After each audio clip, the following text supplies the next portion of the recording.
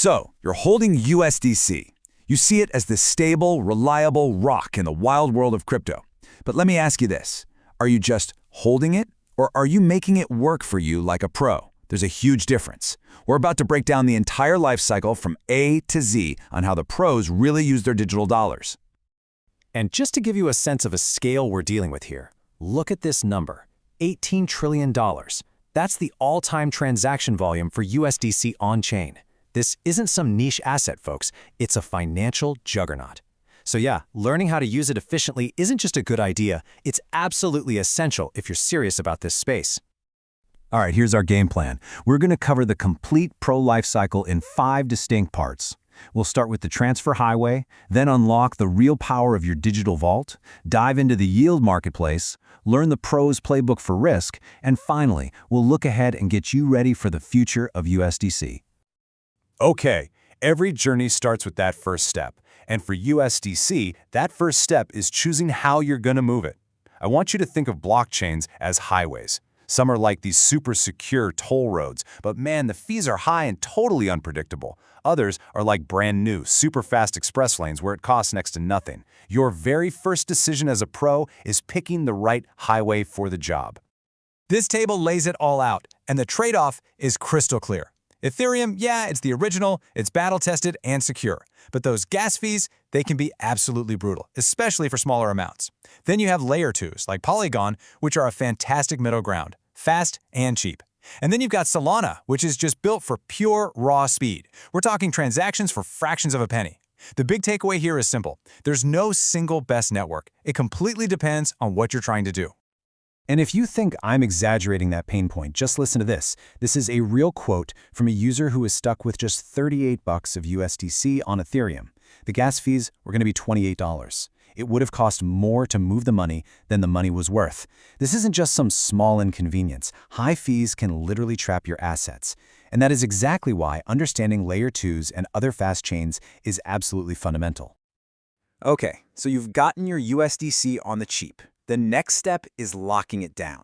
Now, a hardware wallet, like a Ledger or a Tangent, isn't just a digital safe to stash your coins. No, it's the key. It's the key you're going to use to unlock the entire world of decentralized finance. And you'll do it all without ever exposing your private keys to the wild west of the internet. Now, I know this process can seem a little intimidating at first, but it's actually beautifully simple. The most important thing to get is that you are never typing your seed phrase into a website. Instead, you're using a browser wallet like MetaMask or Rabby as a kind of bridge. The dApp talks to MetaMask, and MetaMask passes the message to your hardware wallet. But that final critical step, the actual signing, that happens offline, on that little secure screen in your hand. Your hardware wallet is the ultimate gatekeeper. But here's a massive warning. You have to beware of something called blind signing. This is when your hardware wallet asks you for approval, but it can't actually show you all the nitty-gritty details of the transaction. A hacker can show you a perfectly normal-looking transaction on your laptop screen, while the real transaction they sent to your wallet is one that drains all your funds. The rule is simple. If you cannot verify every single detail on your hardware device's secure screen, you do not approve it. Ever. So your USDC is now secure, it's accessible. It's time to put that digital cash to work.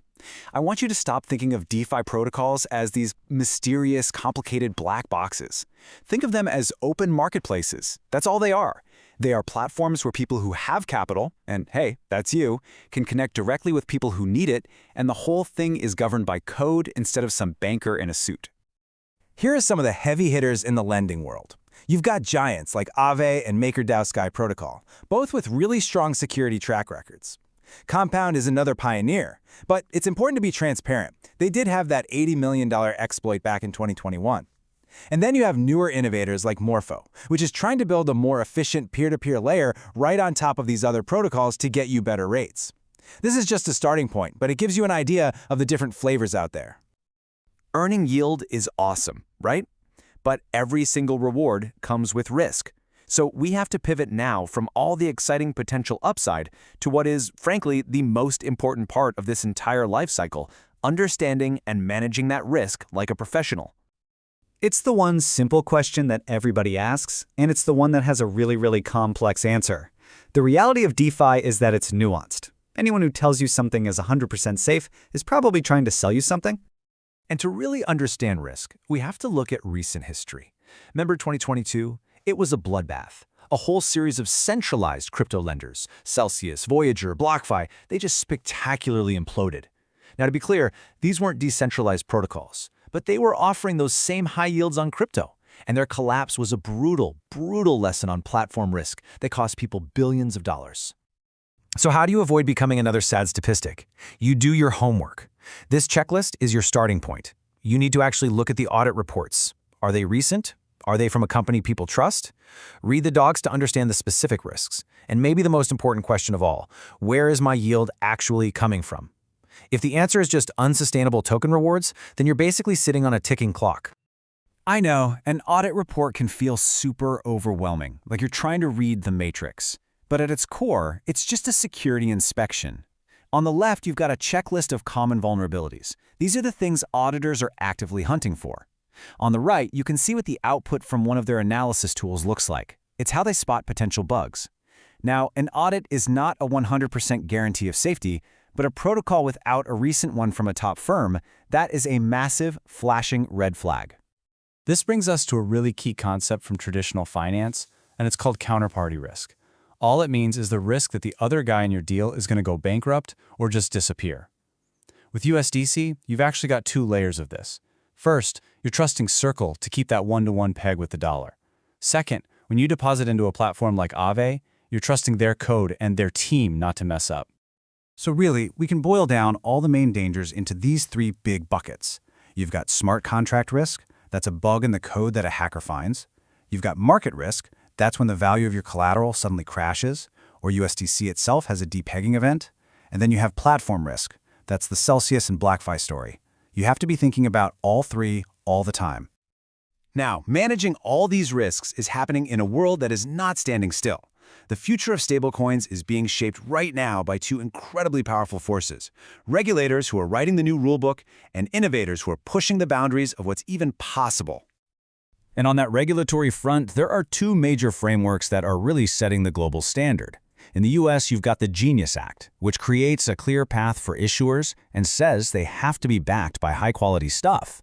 Over in Europe, they have MiCAR, which is already happening. The big picture here is that the Wild West era is coming to an end. Regulators are stepping in, and they're demanding transparency and stability. So what does all this mean for the next couple of years? Well, we're seeing huge steps towards integration with traditional finance. I mean, Coinbase wants to use USDC as collateral for regulated futures trading. That's a big deal.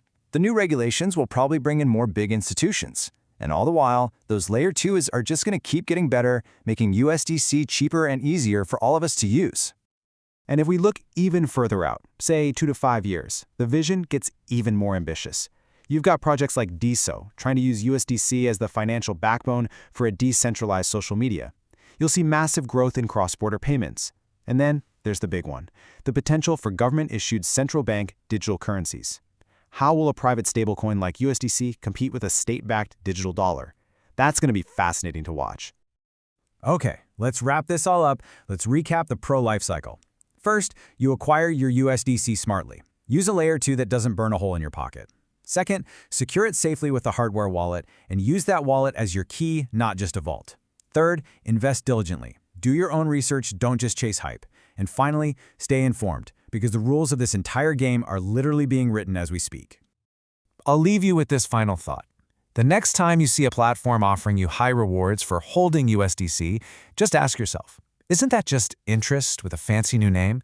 And are these platforms taking the same kinds of risks with our money that the big banks and funds took right before the 2008 financial crisis? It's a critical question we all need to be asking as we build out this new financial system.